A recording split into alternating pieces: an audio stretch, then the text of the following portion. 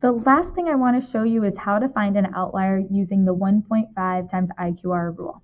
So the steps we're going to follow is we're going to find the IQR, multiply it by 1.5, and then we're going to find these invisible boundaries based on our interquartile range. And we're going to determine if there's any data outside those invisible boundaries. And if there are, that's going to be our outlier.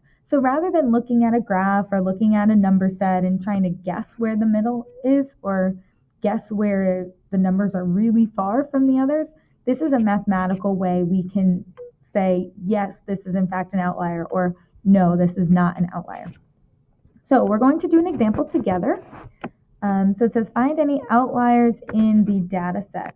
So if we look at our data, it looks like we've got an even number of data. So I'm going to split it in half first. So I've got 6 points to the left, 6 points to the right. So here's my median.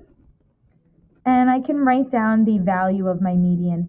We don't really need to know what the value of the median is to find the IQR, but we might want it for something else. So it doesn't hurt to write down the median. Now I'm going to split the middle of the lower half. So there's 6 points. So my Q1 is going to be between 8 and 8, which in this case is just 8. So I'm going to write that down for Q1. And then I'm going to find the middle of my upper half. So there's Q3 between 12 and 12, which is 12.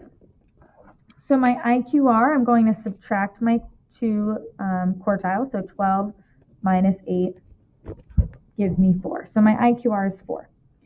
Now that I know my IQR, I'm going to multiply that by 1.5. So 1.5 times 4, and that gives me 6. So from there, I'm going to calculate my lower bound, and the way I'm going to do that is I'm going to take my Q1 and I'm going to subtract my 1.5 IQR.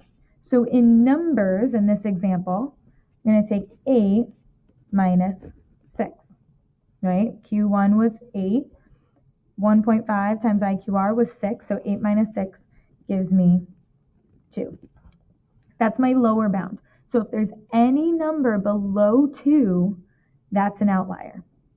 Now my upper bound is the same idea, but I'm going to add to my third quartile. So Q3 plus 1.5 times IQR.